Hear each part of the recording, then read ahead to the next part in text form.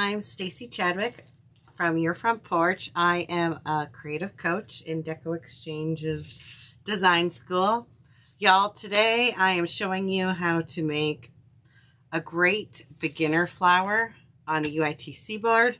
We are using a small UITC board, and y'all, we're using some of our February wreath supply box. This mesh that we got, this border stripe mesh, I have some cut here. Absolutely gorgeous. And I had to make this petal with it just because it shows it off so well. And it is not a bad price at all for this mesh. You just show all the pretty edge. You're not wasting your money to have the whole thing done. And this is a great beginner petal to do. So put those items off to the side. So I already started loading my board. I'm just using 6-inch zip ties.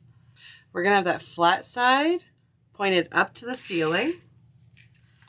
Then we're just going to go in through a hole and back out to the next one. Once you've got it through, just make sure, put the two ends together and make sure it clicks once or twice and locks. That way you know you have it right side up. So flat side up to the ceiling, in through a hole, and back through. Y'all, I'm going to flip this over on its back side. It's much easier to see. But you can screenshot there if you want to make a similar design. If you decide later, just rewind back to this part and take a screenshot. So there's rows. This is row 1. This is row 2. There's numbers going down. 1, 2, 3, 4. So we started in the second row, and we didn't do the close together holes here. See how there's 2 close together?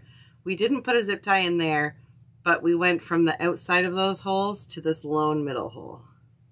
So altogether, we have 16 zip ties on the outside row. And then on row 3, we did 8 of the close together holes. So we only have 24 petals to make. We're using both meshes. We're starting out with our blue-based mesh. So curl side up in a diamond shape. We're going to take the top corner down to the bottom corner. If you are a brand new beginner, the mesh will make a difference how it's laid. So if you need to, take one piece, put something heavy on it, and then set it off to the side. That way you can just reference back to that throughout the whole flower or the whole row, so you know you're doing it the same. So now I have it lined up so it's matching. We're going to take the top corner down to the bottom corner. Don't worry about getting it perfect. We're not concerned about the bottom section. We want to make sure these corners are nice and pointy. So we're just going to fold them. I use a clip. You don't have to. It just makes sure that it stays pointy on me. Flatten it out. Then we're just going to scrunch right from this bottom corner up. Just like that. So we have these kind of wings. We're going to take whatever side the pattern's down. So this side, the mesh side's up. This side, the border stripe's up. We're going to take the side that's upside down and flip it over. Want to make sure that your points are lining up fairly even. And then down at the bottom here, we're just going to scrunch it together. Now you can clip it or you can go right in the board. With this one, we'll go right in the board.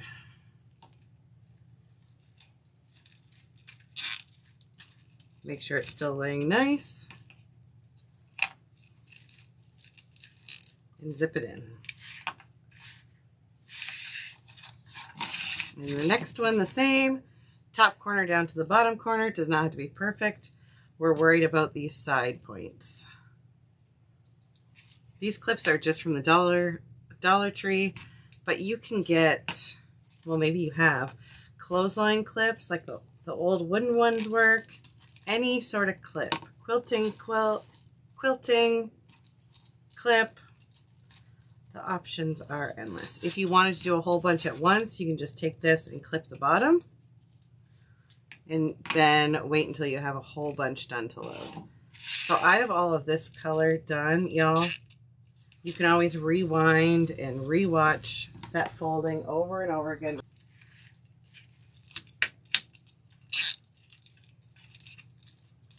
If you know the fold, you can just do it now and then come back. I love this for beginner wreath makers when they make wreaths with this petal fold. It's just gorgeous. There's just some carefreeness. Once we have all our petals in, we're going to go ahead and cut all the ends of the zip ties off. Otherwise, they'll be poking through our next petal. So we're 24 inches from petal to petal. We got a nice wideness. There's not enough mesh to fully cover all of our guts. You can kind of see in the side, you can see all the zip ties. So that's why we're also doing another row. Oh, this is just gorgeous. I love this little bluebird. So we have our mesh curl side up. It naturally has that curl on the roll. Put it in a diamond shape. Make sure it's the same way as the last ones. We're going to take the top corner down to the bottom corner. We're not worried about that bottom corner though. We want to clip these corners so they're nice and crisp. I kind of give it a little flattening. Just put them up together and kind of flatten them. Then I kind of focus here to make sure this is nice and flat, and then the bottom comes down. These bottom points will sometimes be together, sometimes they're not, but nobody's going to see that. We're scrunching that up, and that is going right down here where nobody's going to see, so don't worry about that. We're going to scrunch right up that middle, take the side that doesn't have the border stripe exposed, and flip it over. Make sure your points are pretty even, and then scrunch this bottom section.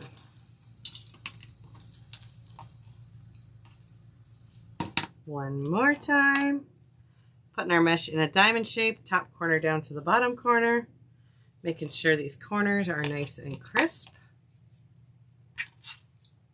If they're not nice and crisp, it's not a big deal either though. That might be why beginners are so wispy and free, and I love them. We're going to flatten this across so it doesn't get all buckly. Then we're going to go from the bottom corner and just scrunch right up the middle till we have this little wings. Take the non-border exposed side and flip it over on top. Make sure our points are even, and then scrunch the bottom here.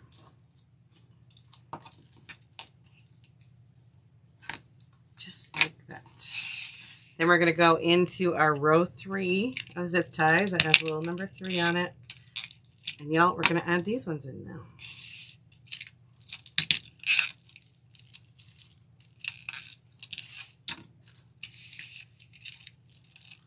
"24 petals isn't too many, and this petal is fairly easy once you've done it a few times. Don't be discouraged if your first couple are not that great and you're a little struggling. It gets easier. Please just stick with it.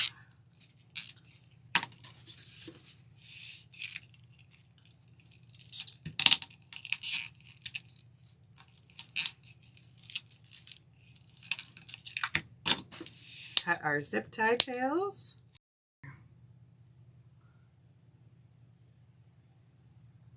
So fun. I love this. And there is our center. Y'all, this is good for spring, summer. It can just carry you through a whole bunch of the seasons. So we're going to put pipe cleaners on our sign so we can attach them. I just use a stapler. This one is electric, but you can use a non-electric one as well.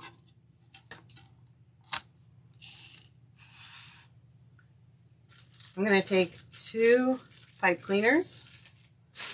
With these bigger signs, I like to have 2 attachments just in case the staples were to fail for some reason or anything. It's just a little bit heavier. I just like to have 2. So we're going to put 1 on either side.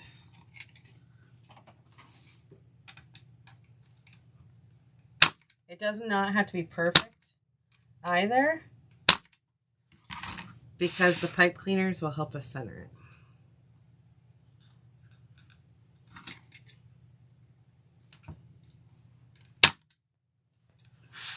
go to Staples. Nope. I don't know where that staple went. Let's see if it happens again.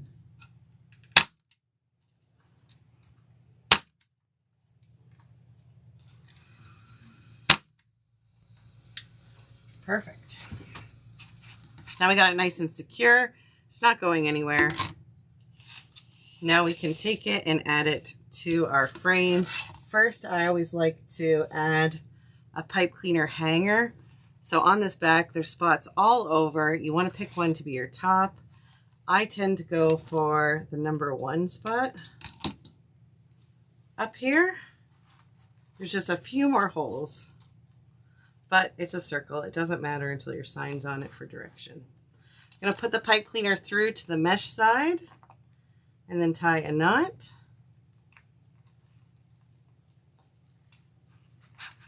And then just wrap that excess pipe cleaner after the knot around the knot. It's not going to be able to pull apart, or I've tried many times. Then we're just going to pull this back part, and that knot goes right behind where nobody sees it. So we just have this nice clean loop after. Now that we have a top, I like to hook my finger in so I know where the top is as I'm going. We're just going to find 2 holes across from each other. I'm going right beside these petals. So right here on either side I went through. Then we're going to pull those pipe cleaners a little bit snug just so we have a chance to position our sign. We're just wrapping the pipe cleaner around itself. I'm just trimming the excess off. Same with the other side. Trimming the excess off. Pardon me. Then I'm just going to take those 2 little pipe cleaner ends. I'm going to stick them right back down in the hole.